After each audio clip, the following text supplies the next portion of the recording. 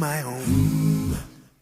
When the time come, when the time come, I fly away to my home.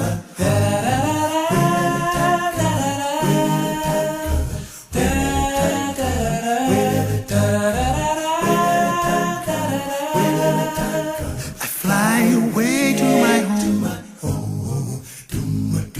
Yes. Maybe the morning, maybe the evening, I fly away to my home.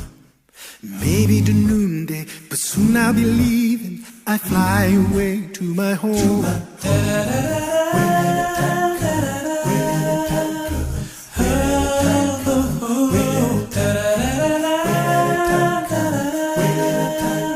I fly away to my home. Wanna be ready, I gotta be ready to fly away to my home. My house is in order, my faith holding steady. I fly away to my home.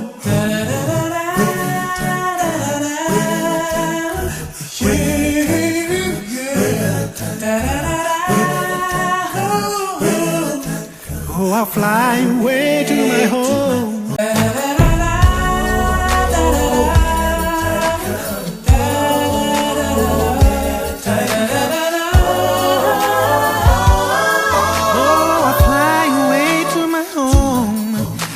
I'll fly away to my home. Oh, I'll fly away.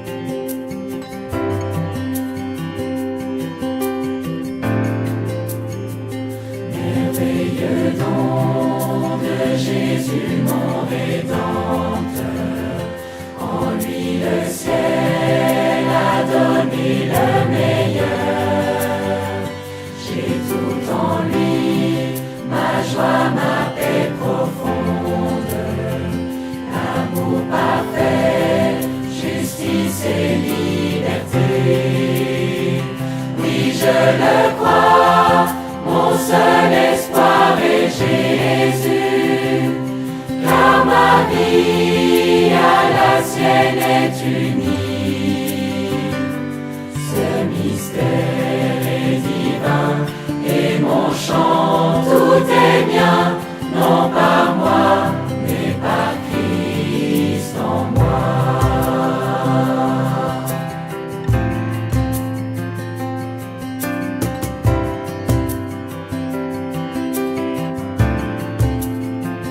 Je n'ai pas peur, jamais il n'abandonne. Malgré la nuit, il reste mon sauveur. Dans ma faiblesse, sa joie toujours il donne. Car mon besoin révèle sa grandeur. Oui, je le crois. Dans la vallée des larmes, mon berger me soutient, me conduit.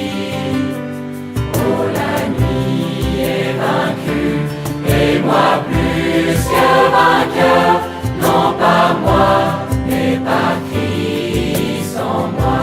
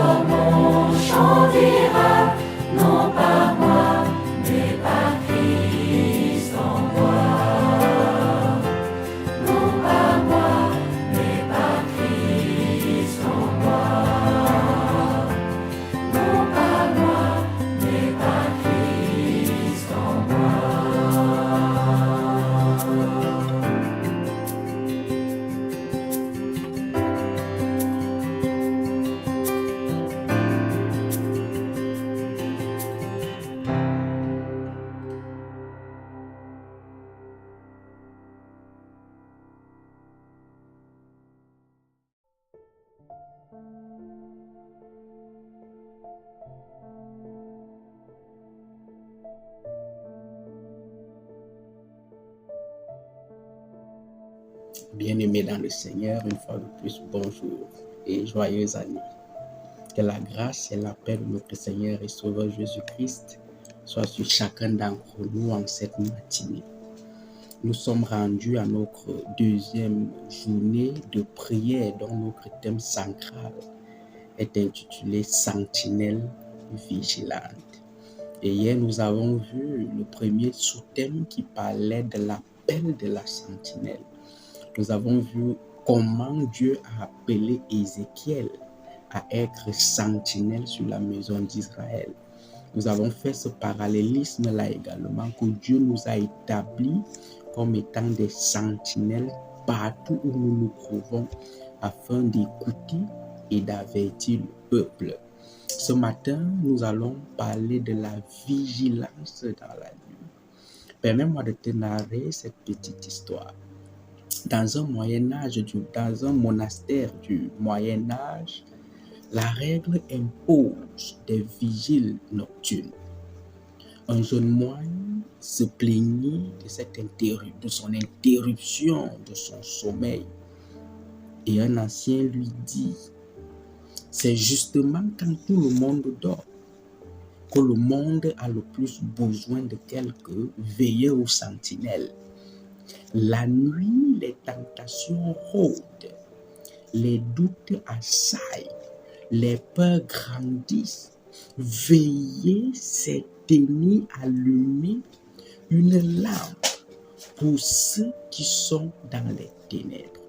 Mon frère, ma soeur, c'est dans cette logique également que Jésus va interpeller Pierre, Jacques et Jean qui se trouvent avec lui au jardin de Gethsémani à veiller. Je suis avec vous dans le livre de Matthieu, le chapitre 26, le verset 41. Il est dit: veillez et priez afin que vous ne tombiez pas dans la tentation.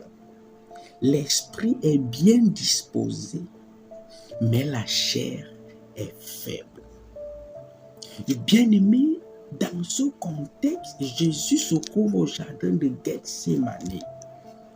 Il est accablé de tristesse, d'angoisse à l'approche de sa passion. Et il prie intensément.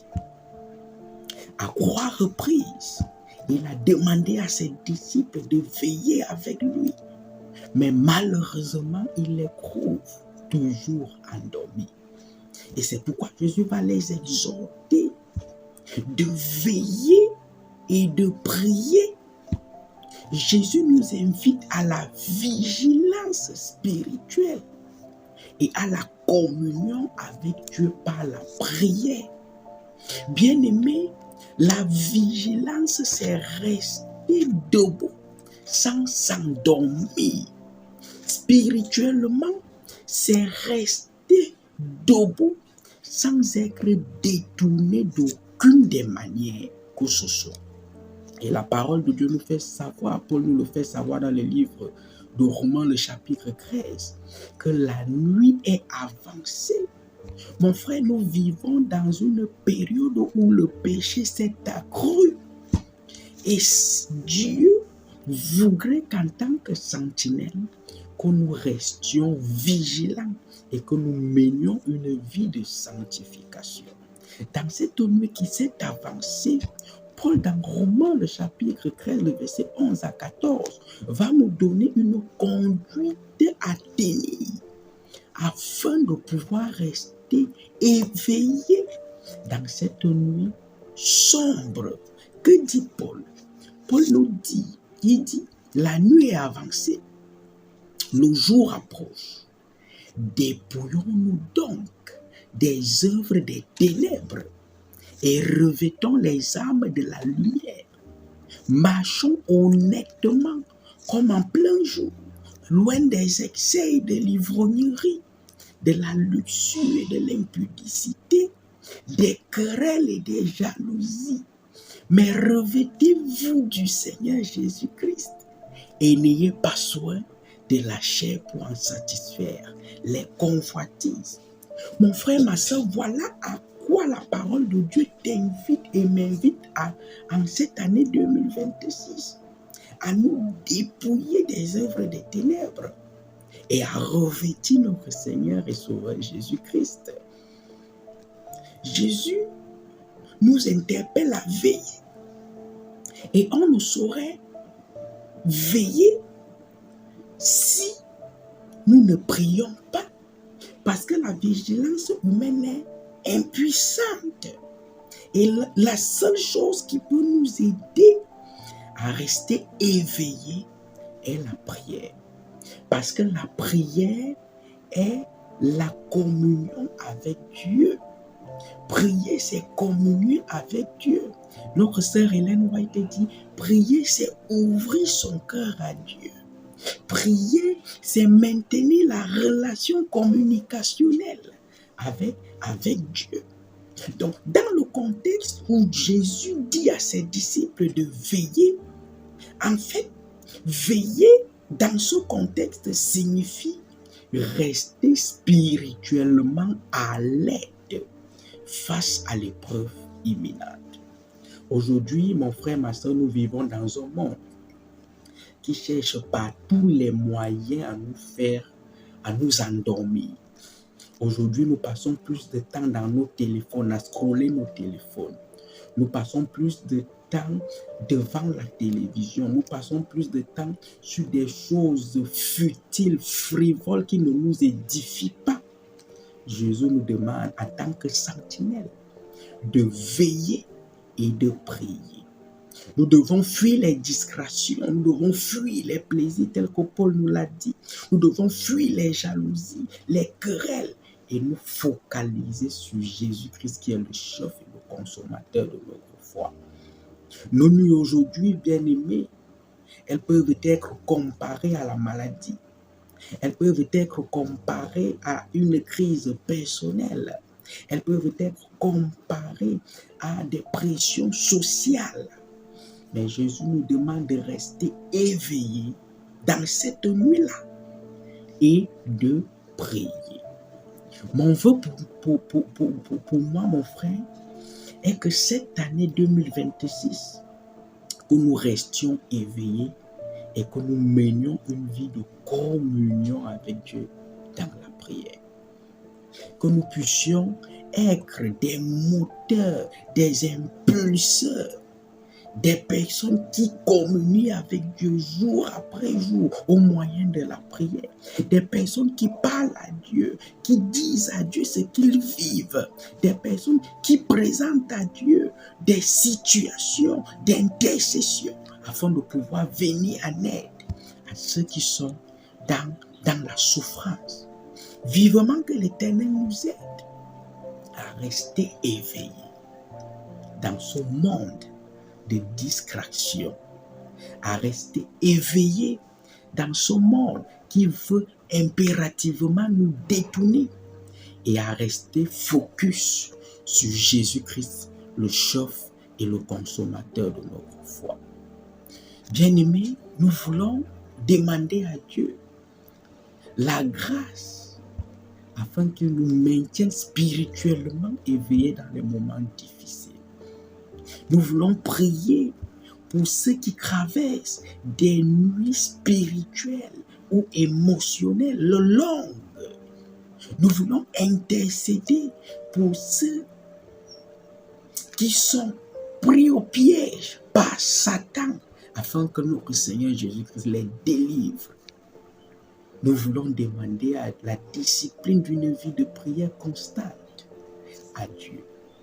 Vivement que l'Éternel nous aide à être des hommes et des femmes éveillés et à être des hommes et des femmes de prière. Prions l'Éternel.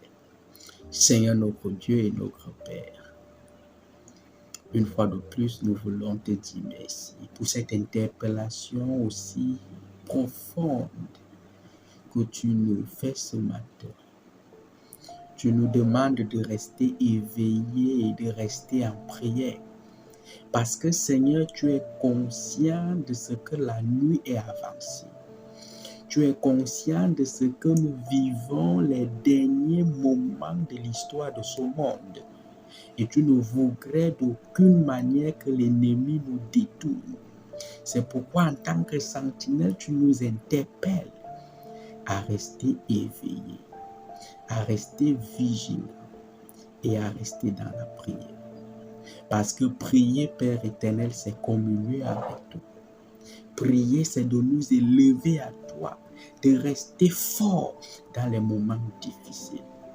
Donne-nous donc en cette année 2026 à rester éveillés, à vivre une vie de sanctification et de prière. Soutiens tous ceux, Seigneur, qui traversent des moments difficiles. Augmente leur foi. Donne-leur, ô Père éternel, de ne point s'affaiblir en ces moments difficiles, mais à rester focalisés sur toi parce que tu es le chef et le consommateur de nos foi. Donne-nous donc, Seigneur, ton Saint-Esprit. Au nom puissant de ton Fils Jésus, nous avons prié. Amen.